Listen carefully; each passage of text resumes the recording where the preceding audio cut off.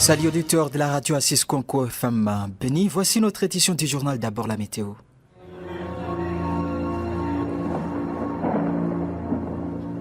Oasis, la météo. La prévision météorologique de ce samedi 10 août 2024 se présente de la manière suivante à Ville de Béni. Lever du soleil 6h03 et son coucher 18h11. Le vent courra à 15 km par heure, la vent midi à direction nord-ouest et à 20 km par heure, la proie midi à direction ouest. La température maximale sera ressentie à 28 degrés Celsius et la minimale à 18 degrés Celsius.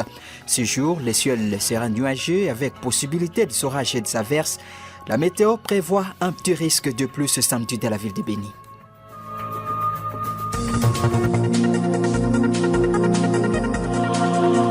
Au sommaire de cette édition du journal, une personne est morte et une autre blessée lors d'une altercation survenue la nuit de jeudi à ce vendredi entre les éléments IPLC et un groupe de jeunes au village Kando en territoire de Lubero. La société civile locale demande l'ouverture de son enquête sérieuse pour cette affaire. Les professionnels de la CRE des Goma menacent de boycotter la rentrée scolaire prochaine. L'annonce a été faite ce vendredi par ces enseignants qui réclament toujours la majoration de leur salaire. Et puis, en justice, nous parlerons de le début de ce journal du jugement par défaut qui est qualifié de non contradictoire en sens juridique et procédural. Vous aurez à suivre maître avocat du baron du Nord-Kivu pour plus de précisions. Mesdames, Messieurs, ces titres et bien d'autres vous êtes décédés dans ce journal. Nous sommes à la présentation Bioa Matsungani, Trésor Binkamunda nous met en onde. Bienvenue pour des détails. Jeune, ton avenir est plein d'espoir. Mais une seconde de plaisir sexuel peut le gâcher à jamais. Sois sage. Le jugement par défaut est celui qualifié de non contradictoire en sens juridique et procédural. Ainsi, toute personne n'ayant pas comparé dans un procès contradictoire ou et enfin défaut de comparution s'attire des conséquences judiciaires. C'est ce qu'a fait savoir maître Fabrice Moulohali, avocat au barreau du Nord-Kivu. Cet auxiliaire de la justice indique que la loi laisse la possibilité à tous les justiciables de présenter leurs moyens de défense pour que la justice rende des décisions justes. Il est au micro de Bioa Matungani. Qu'un jugement par défaut, c'est lorsque l'une des parties ne comparaît pas et le juge statue au fond et sort un jugement non contradictoire. Les conséquences, c'est que la personne condamnée par défaut ne bénéficie dans ces cas pas de la possibilité de présenter ses moyens de défense, échappe exactement au principe du contradictoire, ce qui est déjà un avantage pour l'autre partie. Le jugement sort nécessairement à l'avantage de la partie ayant été présente lors de l'audience. Refuser intentionnellement de se présenter est une violation de la loi et les conséquences sont là, c'est qu'on peut se faire juger par défaut et subir les effets du jugement et la rigueur de la loi sans que l'on ait eu l'occasion de présenter ses moyens de défense. Non, la loi prévoit ou laisse la possibilité à tous les citoyens, à tous les justiciables, à travers le principe du contradictoire, à chacun de présenter ses moyens de défense pour permettre à ce que la justice rende une décision juste et équitable. Pendant la loi congolaise a érigé en infraction certains comportements des utilisateurs des réseaux sociaux qui baignent dans les antivaleurs comme propagation des faux bruits, des diffamations, divulgation des secrets. Pour en parler plus, nous suivons ces rendus journal de Bioa Matungani. L'ordonnance loi numéro 23/010 du 13 mars 2023 relative au code des numériques érige en infraction plusieurs faits qui, malheureusement, demeurent ignorés par plusieurs internautes, ce qui les dispose en des poursuites judiciaires. Maître David Iwambale, avocat après les cours d'appel, rappelle quelques comportements via le numérique qui peuvent être poursuivables selon la présente ordonnance loi ainsi que le code pénal. La loi à laquelle nous faisons allusion, à son article 2, précise l'essence de plusieurs concepts qui sont repris. Vous y verrez les notions du genre hébergeur, fichier, données stratégiques, données personnelles, données biométriques, les destinataires, la cybersécurité, la cybercriminalité, la cryptographie, ainsi de suite. S'agissant de l'infraction imputation dommageable, notre interlocuteur a présenté sa qualification et les tons des peines. Ces infractions, messieurs les journalistes, sont très nombreuses. Il y en a qui relèvent du droit commun, par exemple l'imputation dommageable ou la diffamation, qui est prévue et punie par l'article 74 du Code pénal congolais livre 2, du fait d'imputer méchamment et publiquement à une personne un fait précis qui est de nature à porter atteinte à l'honneur ou à la considération de celle-ci ou à l'exposer au mépris public. Soulignons qu'actuellement en ville de Béni, plusieurs internautes baignent dans les antivalaires à travers les réseaux sociaux, sans connaître qu'il y a des dispositions légales et a déjà pénalisé ces comportements. La Journée internationale des peuples autochtones a été célébrée ce vendredi 9 août 2024 en ville de Béni. Aucune activité relative n'a été organisée. Cependant, Anatole Kakoule Kiunga, membre du Travail Climat Réduction des effets liés à la déforestation et à la dégradation de l'environnement, indique que la plupart des peuples autochtones, surtout les Pygmées, sont confrontés aux défis sécuritaires dans les zones de Béni et Mambasa. Au micro de Farah Diakato, il appelle les autorités compétentes à restaurer la paix et la sécurité. La journée est célébrée chaque année le 9 août. Nous célébrons, nous les associations qui accompagnent les peuples autochtones, ainsi que les peuples autochtones eux-mêmes célèbrent cette journée. C'est la période pendant laquelle les peuples autochtones s'expriment et se font attendre à travers le monde. Maintenant, l'ONU pour cette année célèbre la journée du 9 août avec un thème de rendre hommage aux jeunes pygmées en tant qu'acteurs du changement pour l'autodétermination. Au niveau de notre ville de Béni et au niveau de notre territoire de Béni, territoire de Mambasa, dans notre pays, en République démocratique, la journée est célébrée à travers des provinces. Mais au niveau de Béni territoire et Béni ville et au niveau du territoire de Mambasa, les pygmées sont en face de différentes difficultés d'ordre sécuritaire. Raison pour laquelle certaines personnes pygmées n'ont pas pu organiser des manifestations ou des célébrations pour qu'ils se fassent entendre suite à l'insécurité grandissante. Et au cours de ce temps, le pygmée devrait normalement s'exprimer sur ce qui concerne le tas de discrimination que les bandous font à leur état et aussi ils devront également se manifester et soulever certains aspects comme par exemple la conservation liée à l'exploitation même des ressources naturelles. Lancement ce vendredi 9 août de la campagne de sensibilisation communautaire sur la défection au sein des ADEF dans la région du Béni. Cette campagne a pour thème comment encourager la défection des compatriotes et capturer le ZADEF. Le colonel Makazu Kaimomba, porte-parole des opérations Sokola en Canor, estime que cette campagne va permettre aux ADEF qui sont dans la brousse sans leur créer de faire défection. Il est au micro de Simone Dissiel, au mari de la RTU. L'ADEF kidnappe les gens de force et les amène dans cette forêt-là. Malgré leur état d'âme, malgré tout ce qu'ils font dans cette forêt-là, il y en a qui sont disposés à se rendre. La campagne va permettre à encourager les combattants qui sont dans cette forêt à faire défection, à se désolidariser de leurs leaders charismatiques qui les ont endoctrinés. Ce qui est important à signaler ici, c'est que la population doit savoir que lorsque nous disons chaque jour, elle doit nous soutenir, elle doit nous accompagner. C'est encourager la défection, accepter que les gens qui sont dans cette forêt, malgré qu'ils ont commis des crimes, peuvent être réinsérés dans la société. C'est déjà une façon de contribuer à la paix. L'abolition de la justice populaire va encourager à la défection. Cette campagne tombe à point nommé, surtout dans cette zone où ça fait très longtemps que les gens sont en train de souffrir et nous pensons que puisque la paix est un comportement, le changement de comportement de la population va faire à ce que les gens se désolidarisent de l'ennemi et se rendent. Bien, Mansungani, salut. Salut justement, Pagnarantono Amadou où deux hommes armés ont signé une incursion au domicile des Kambale Malikidogo Martin, habitant le village Vissi qui est situé dans le groupement des Basso Amadou en territoire de Béni. Selon la victime, le forfait a été commis la nuit du jeudi à ce vendredi 9 août 2024. Encore de leur opération, ces bandits ont apporté une moto neuve, une somme d'argent et autres biens de valeur. C'était reportage de Monamolo Kambula depuis la zone.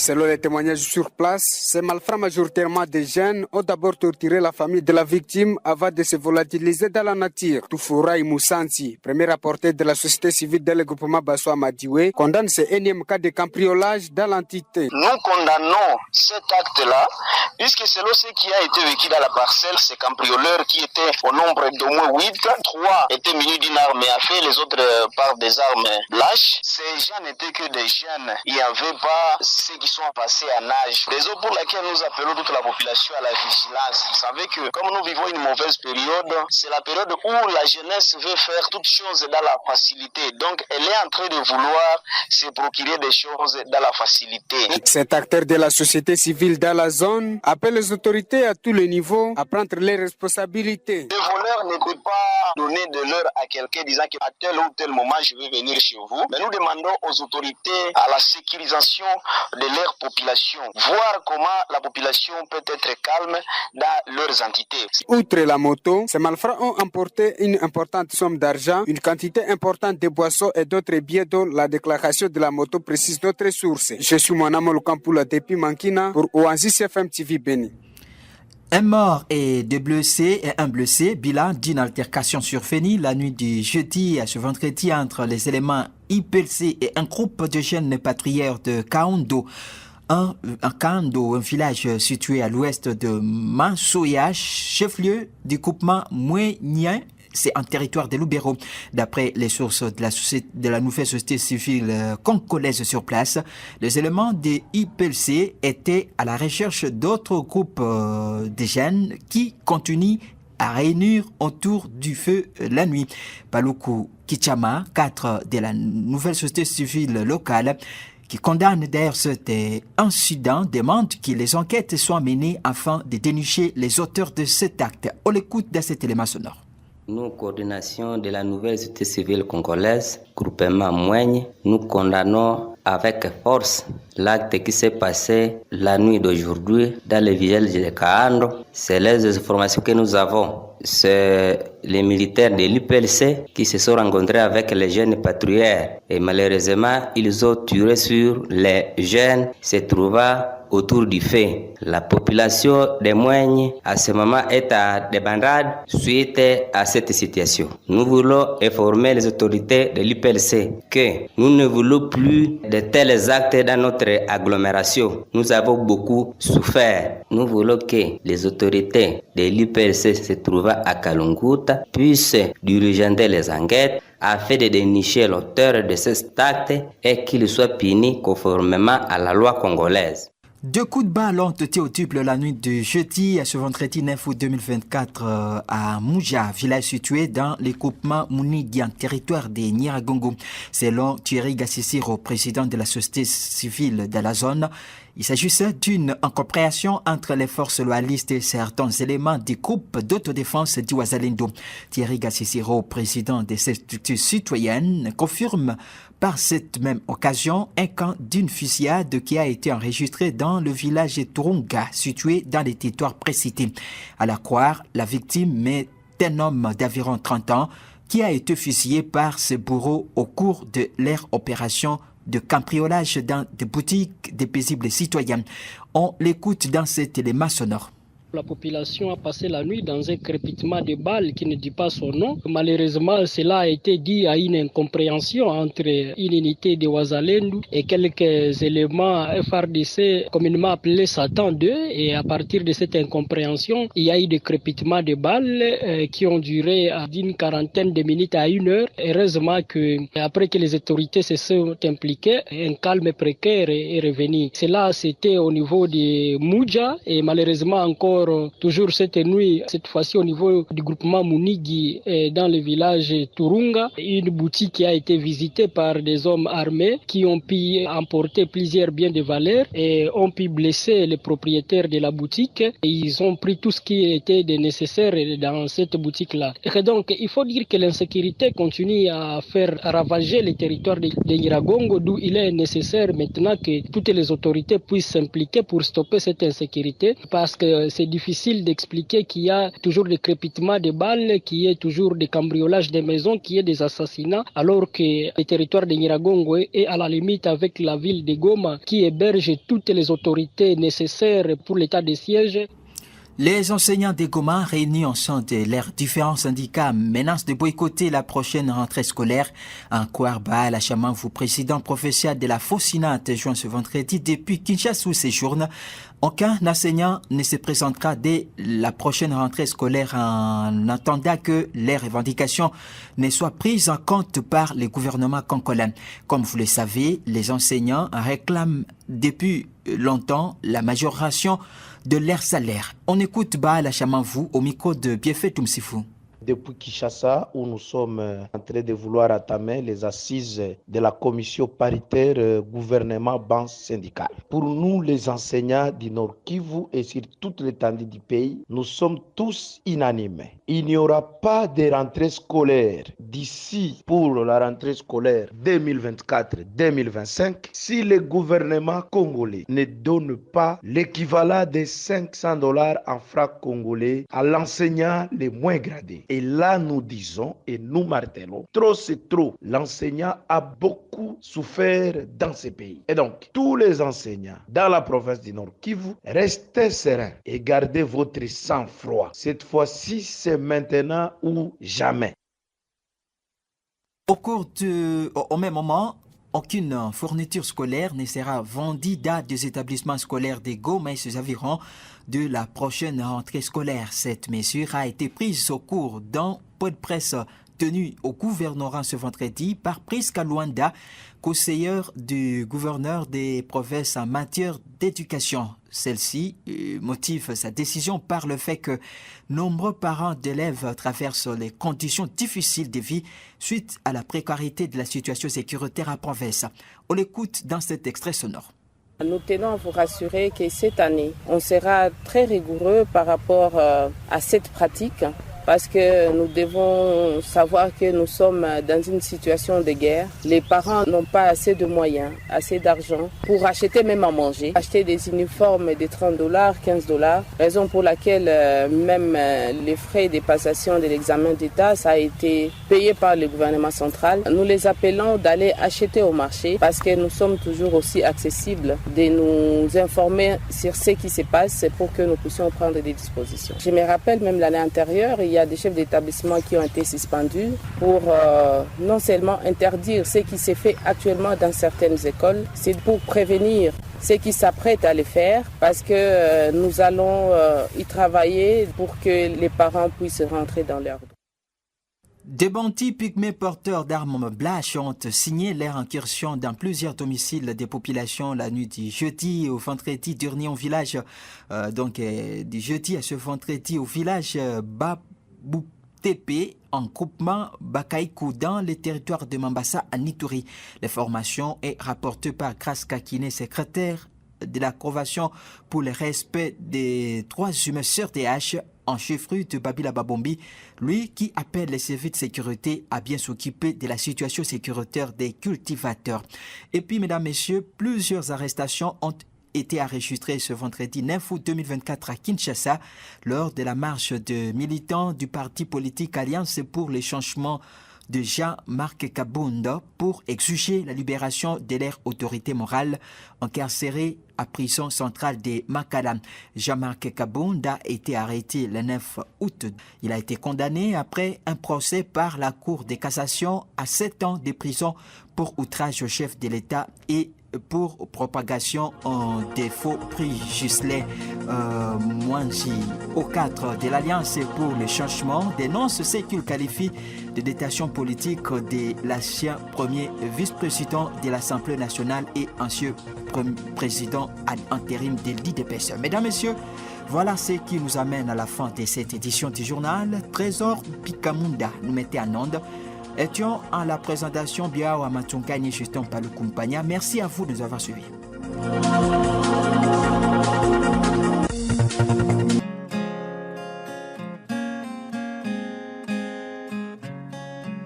La peine capitale, une véritable peine perdue au royaume de là-bas. Faut-il parler du dysfonctionnement de l'appareil judiciaire au royaume de là-bas ou simplement les manques de la souveraineté? Autrement dit, la Constitution est en contradiction avec le code pénal. Au royaume de là-bas, la Constitution stipule que la vie est sacrée et donc on ne peut nullement ôter la vie de qui que ce soit pour un quelconque motif soit-il. Curieusement, le code pénal a prévu la peine de mort et les juges, tant civils que militaires, se complaisent de prononcer la sentence de la peine capitale. Ils sont conscients qu'au vu de la constitution du royaume, la fameuse sentence ne sera jamais exécutée. Nous avons aussi été surpris que les organisations de la société civile se déclarent satisfaites par la condamnation du bourreau assassin à la peine de mort. Et pourtant, les bourreaux ne seront jamais exécutés. Le royaume de là-bas reste la seule nation au monde où les peines sont fantaisistes. Elles sont prononcées juste pour distraire les familles des victimes, sinon pour calmer la tension sociale. Depuis 20 ans, les grands bandits sont condamnés à mort, mais personne n'a été exécuté. La seule question du petit pèlerin est de savoir pourquoi et comment l'on ne peut pas adapter le code pénal à la constitution du royaume. Dans une nation pleine d'intellectuels, de grands professeurs d'université, de docteurs en droit, de constitutionnalistes. Mais voilà comment les choses s'y passent. À chaque fois que cette peine perdue, peine capitale, est prononcée contre un bourreau, ce dernier est en fait, il sait très bien qu'il s'agit d'une perte de temps, une véritable peine perdue qui ne sera jamais mise en application. Il a d'ailleurs été constaté, non sans regret, que les condamnés à mort finissent par quitter la prison. On ne sait pas par quel miracle. Bien évidemment, de telles questions ne se posent pas au royaume de là-bas. Le constate seulement et au passe. Notre pèlerinage au grand royaume de là-bas est émaillé par des faits inoubliables. On croirait que c'est un monde à part où il n'y a ni normes ni principes à suivre par les gouvernants et les gouvernés. Peine capitale.